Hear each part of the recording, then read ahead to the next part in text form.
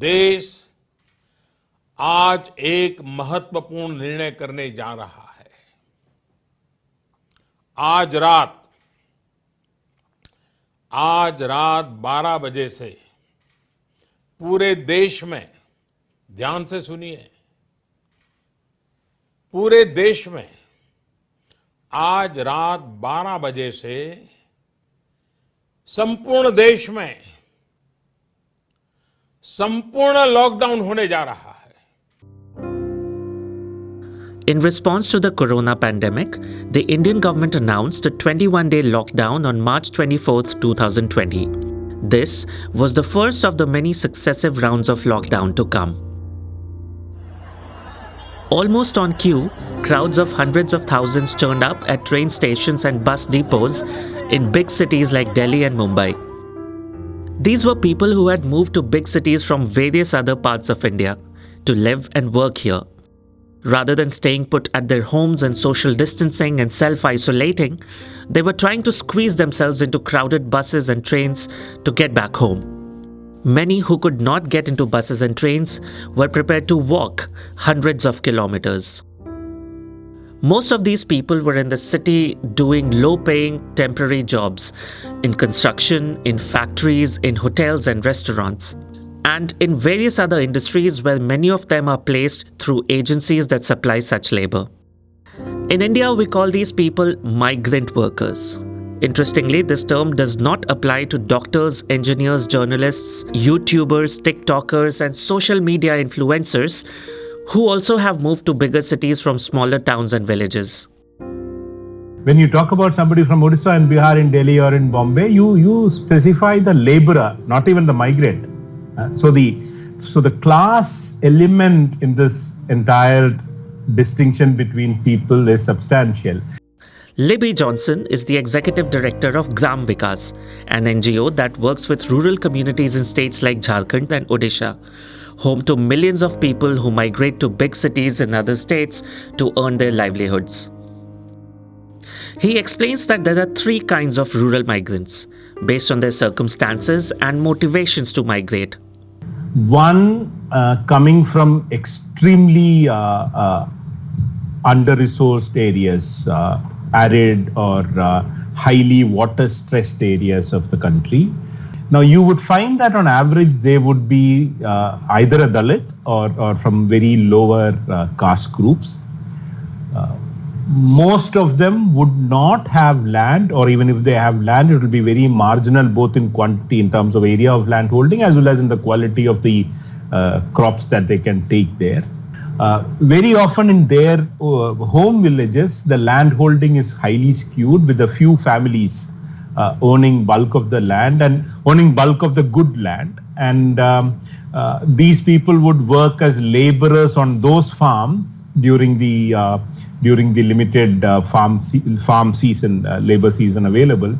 And it's not that even those families' lands are irrigated. I mean, they would be irrigated only to, small patch of land which is irrigated for, say, vegetable cropping, which doesn't require much labor during the winter season, for instance. So there is not much local demand for labor after the monsoon crop.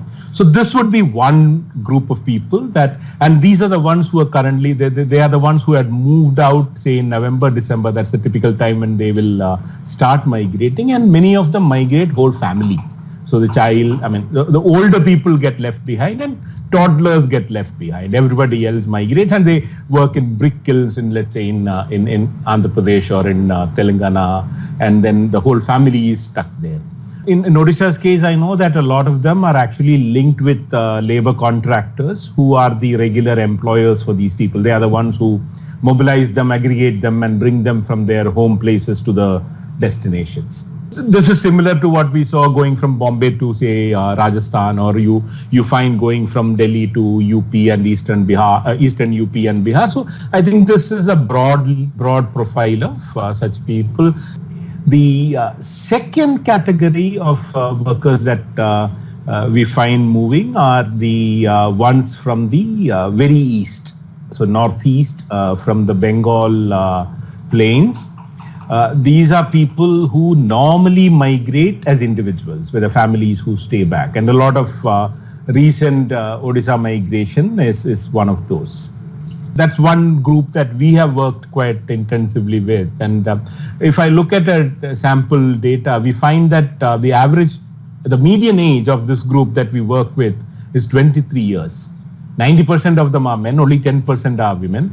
And they also come from scheduled tribes and scheduled caste. A bulk of them, about 3/4 of them, belong to scheduled tribes and scheduled castes. And this I'm speaking about people from Odisha, the southern and southwestern parts of Odisha. Land holding is again is not substantial enough to support the whole family. These are slightly more opportunistic migrants. They do not go out because there is an immediate distress that forced them to go out, but they're looking at because we've found a lot of positive stories in the past with them. So youngsters going for a year, earning some money, coming back to continue their education. People going and earning some money, coming back and investing in an auto rickshaw in the village. And a lot of this migration happens to places where the wage differential is very high. So local wages would be say 100 or 120 rupees a day. They would earn 600 to 800 rupees where they work. So the differential in wages is substantially high for them to, kind of be motivated to go there. The third are the more more rooted migration. And one classic example of this is from a district called Ganjam in Odisha to Surat in Gujarat, where they come to, for about 30 years now, and current estimates say that about 800,000 people from Odisha who are in Surat working in the power loom industry. Now these people come, they come, it's like the migration from say Kerala to the Middle East.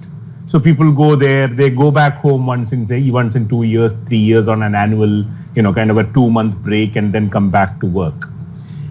So you can't really find a caste pattern there, because a lot of that migration has been is through the networks that were created, family networks, kinship networks, friend networks. So there it is not very easy to profile them in a typical manner. Of these three categories, the first one, the people who migrate more out of distress than anything else, were the ones pouring out of cities and onto the highways and into buses and trains when the government asked us to stay at home and self-isolate. Immediate reaction of the families trying to walk, families trying to get into buses and all that on the Delhi-Haryana, Delhi-UP border that we saw is all from the first category. Because their migration is the most vulnerable migration, because they depend on a contractor to reach in many cases, or they just go by word of mouth. So at the destination, they are not pegged anywhere. They don't have a kind of a firm route at the destination. So and they are the ones most vulnerable to all kinds of disturbance. The second category is a little more organized in that sense, because a lot of them, while being footloose, have already in their destinations would have built some kind of a network. There was, of course, a section of the society that blamed migrant workers for turning up at bus stations, railway stations, and on highways in large numbers.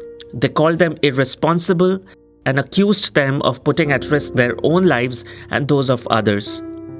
Some of the nicer people asked migrant workers to be more patient. The first instance of reporting was about criminals, right? That these people have committed a criminal act. Why are they coming out? And if you look at social media posts of the first, last week of March, most of the references were to, hey, what are these people doing? Are they not worried about our lives? Won't they create community spread? Turns out migrant workers did not have much of a choice. Turns out the reverse migration is also out of distress. We've been running a helpline for workers in the south, and 70% of the calls that we received in the first 45 days was about food. The remaining 30% was inquiring about when can we get back home. So, which means that the immediate need of they are okay with where they are staying as long as the ration is available, the food materials are available, etc.